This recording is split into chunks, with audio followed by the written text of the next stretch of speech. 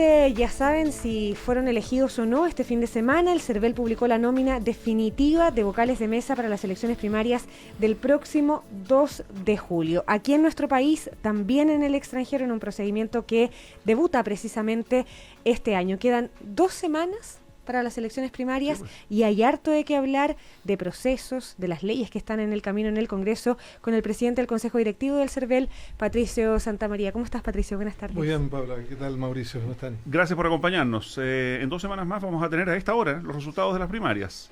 Sí. No tan temprano. No tan temprano. Sí. No, pero está en el mismo domingo, ¿no? Sí, el mismo domingo. Ya, pues yo creo que en 2 lunes más ya vamos a estar comentando los resultados de las primarias. Sí.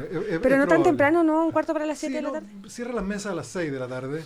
Nosotros la vez pasada dijimos 7:30 porque nos damos ahí un margen, pero el mismo sistema que va en línea, ¿no es cierto? Desde cada local de votación, en este caso tenemos 1.865 locales de votación para alojar ahí 14.328 mesas. Ya. Con 553 electores. Justo el día de la final de la Copa Confederaciones, ¿eso puede atentar contra el normal funcionamiento del proceso, no? Nosotros esperamos que si ganamos la Copa, como campeones, digamos, vayamos después de celebrar. Yo hoy día pero hay gente preocupada, legítimamente, digamos, de que esto afecte, por ejemplo, la participación. Sí, claro, puede ser, pero lo que ocurre, Mauricio, que en esto la ley es la que fija el 20º domingo anterior a la elección, hay que hacer primaria y tenemos que cumplir con. Ahora, sobre el proceso que termina este fin de semana, ¿cuántos vocales de mesa hubo problemas? ¿Cuánta gente se excusó? Y ya no hay forma de sacarse esa responsabilidad encima. Claro, ya no tenemos forma. Nombramos 71.640 vocales en Chile y 351 en el exterior. De ellos se excusaron aquí en Chile 4.577. Hubo un número importante de excusas, fueron algunas rechazadas, en definitiva los reemplazantes son 4.247. En el exterior se excusaron 46 y solamente se rechazó una, así que hay 45 nuevos vocales. Ya no pueden presentar excusas. Si las personas tienen algún problema que esté dentro de las causales, nosotros lo que siempre señalamos es que guarden los antecedentes para después defenderse ante los juzgados de policía local. Antecedentes como andar fuera de Chile, el pasaporte eventualmente, algún certificado médico. Algún certificado médico, algún problema de ese tipo. Pueden haber personas, ¿no es cierto?, que tienen más de 70 años, que están excusados, mujeres que están en postnatal.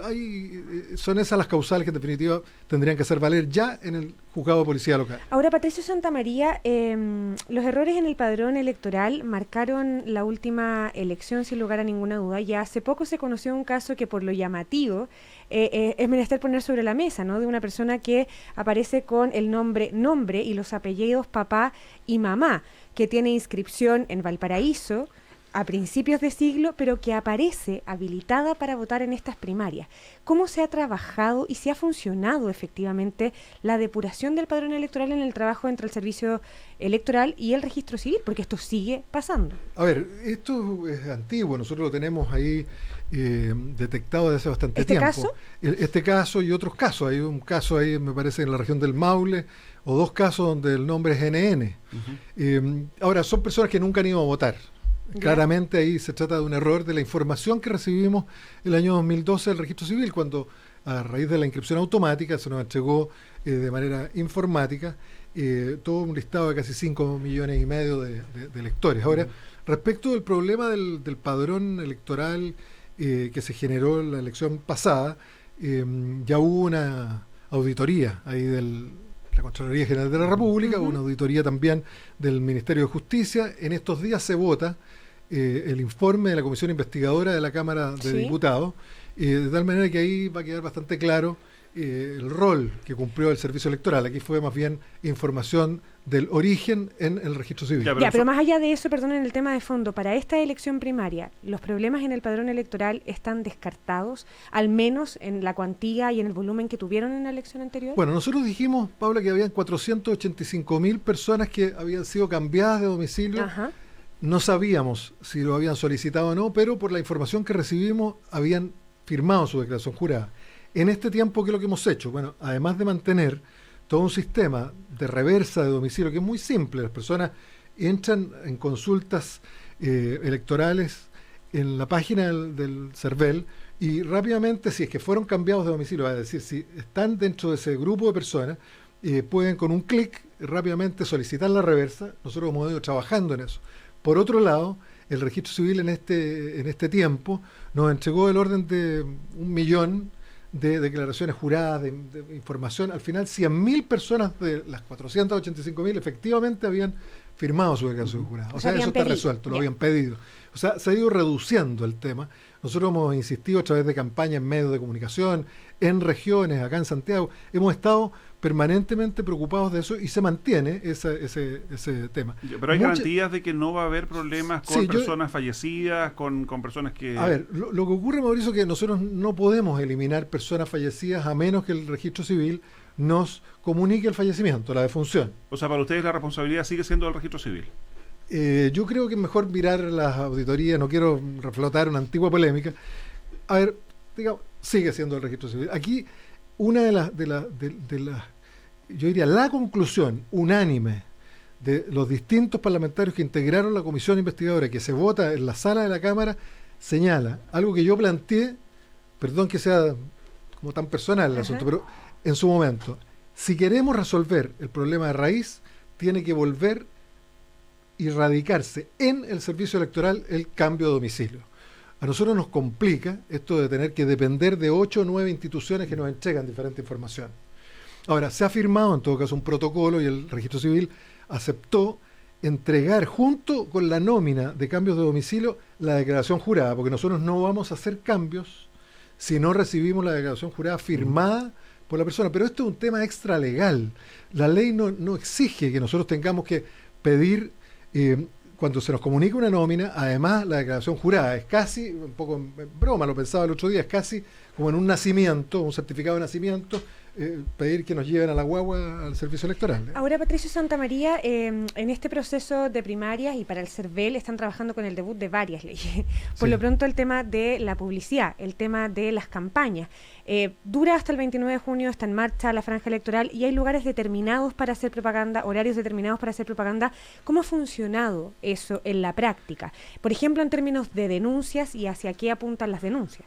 A ver, nosotros tuvimos la posibilidad de hacer una marcha blanca en las elecciones municipales.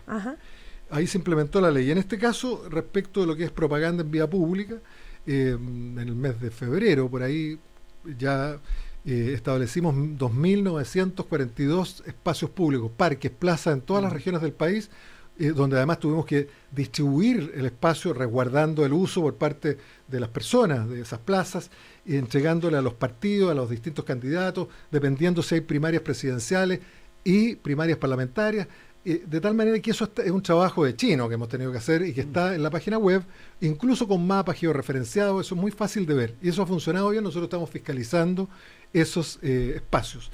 Por otro lado... ¿Con cuánta gente fiscalizan esos espacios? A ver, son 3, 4 personas de región, ¿no? Sí, porque esto está en marcha, es una institución, una institucionalidad que se está ¿Va a ser necesario que eso aumente necesariamente? Tiene que ser gradual, va a tener que... ¿Y qué pasa con los mensajes telefónicos, con las redes sociales, con ese tipo de propaganda? A ver, respecto de los mensajes telefónicos, nosotros lo que se ha establecido forma parte de lo que es fundamentalmente las comunicaciones privadas, digamos así. Lo mismo en redes sociales. O sea, eso no está regulado. Ahora, no está regulado, pero cuando se paga, nosotros ya lo definimos como consejo directivo, cuando se paga en una determinada red social para los efectos de una propaganda, ¿no es cierto?, específica, para la ampliación de los contactos, por ejemplo, en Twitter, en Facebook, etcétera, en esos casos tiene que ser declarado y nosotros eso lo estamos controlando.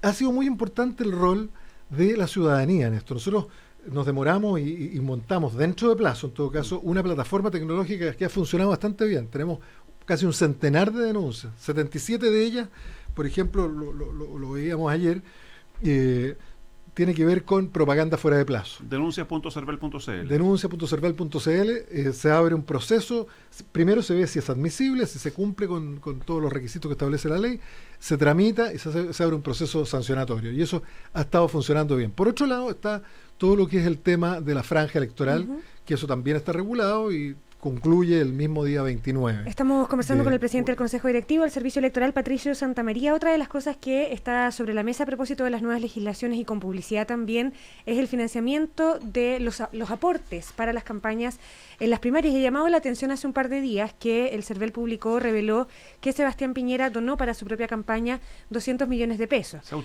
Se autodonó 200 millones de pesos. ¿Cómo funciona? Porque la gente se le pregunta harto eso de la autodonación en el marco de la actual normativa, digamos. Bueno, en el marco de la actual normativa, lo primero que hay que señalar es que se eliminó y se prohibió y está sancionado incluso con penas de presidio todo lo que es el aporte de empresas. Exacto. No solamente la entrega del aporte, sino que el ofrecimiento o la solicitud de aporte. O sea, son solo personas naturales. Segundo, se hace a través de cuentas bancarias que abre el CERVEL con un mandato de cada uno de los candidatos. Esto en el Banco Estado. Hicimos una licitación pública, no hubo interés de otras entidades bancarias. Existen determinados límites a los aportes. Por ejemplo, en el caso de las elecciones presidenciales, para la elección del 19 de noviembre, el tope del límite de gasto son 5.654 millones de pesos. El 10% es el límite para el caso de las primarias. O sea, en esta primaria ningún candidato puede gastar más de 565 millones de pesos. Hay un límite en el aporte privado. La ley estableció, con el fin de regular la cancha, de impedir que una persona pudiese financiar completa su campaña, solo hasta el 10% puede provenir de aportes privados. En este caso, ¿no es cierto?, de aportes propios, personales. Perfecto. Es lo que ha ocurrido en el caso de algunos candidatos que han hecho estos aportes. Pero además, señalar que el máximo de aporte que tienen las personas naturales es un poco más de 13 millones de pesos. Nadie puede donar más de 13 millones de pesos a un determinado candidato. Y una última innovación. No existen los aportes reservados. Hoy día siempre se conocen y están ahí en la nómina, que cualquiera puede acceder, ¿no es cierto?, en nuestra página web, salvo aportes, se ha dicho, de montos más pequeños, que son aportes no públicos, 1.052.000 pesos, ese es el máximo, donde las personas pueden pedir reserva de su identidad. Pero eso lo conocemos nosotros, a diferencia de los casos anteriores, y lo conoce el candidato, a diferencia de los antiguos aportes reservados, de tal manera que el candidato siempre sabe, incluso los aportes menores a 1 millón de pesos que se haya solicitado reserva de la identidad, quién le está donando y por ende puede rechazar la donación. ¿El Servicio Electoral está a tiempo todavía para poner en marcha el sistema en el caso de que se apruebe finalmente la elección de gobernadores regionales? A ver, nosotros lo que hemos dicho lo siguiente: toda la doctrina, toda la experiencia internacional indica que reformas de gran envergadura no son aconsejables de realizar, Mauricio, en un año electoral. Entre otras cosas porque se requiere que esas normas sean conocidas por toda la ciudadanía, no solamente por los que lo han estado discutiendo. Yo esto lo he planteado en las comisiones de la Cámara de Diputados. El miércoles estoy invitado a la comisión del Senado. Hemos dicho que aquí hay una situación compleja. El proyecto de ley lo que establece es que si se aprueba 100 días antes de la elección, va a entrar en vigencia y tendríamos que hacer la elección de gobernadores regionales también el 19 de noviembre.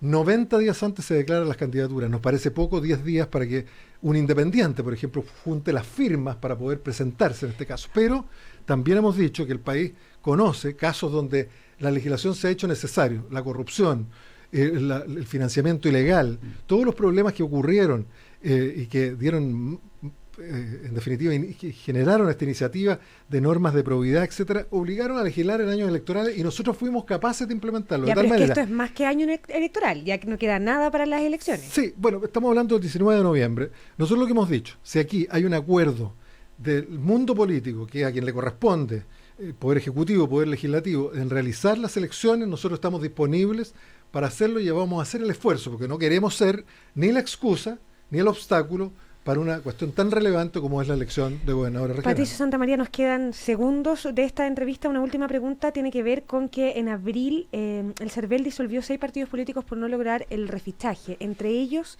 Ciudadanos de Andrés Velasco, que está en un proceso en el Tribunal Constitucional. ¿Cómo miran ese proceso? Porque desde la dirigencia de ese partido han dicho que el CERVEL hizo mal las cosas, que devolvió la revisión en un par de días y que no se hizo lo correcto. A ver, yo creo que se hicieron bien las cosas, pero también señalar que esta fue una decisión no unánime del Consejo. Yo tuve un voto de minoría, pero no porque se hubieran hecho mal las cosas, sino que fundamentalmente porque yo tengo una interpretación de la ley, que es la que se está discutiendo precisamente hoy día ante el Tribunal Calificador de Elecciones.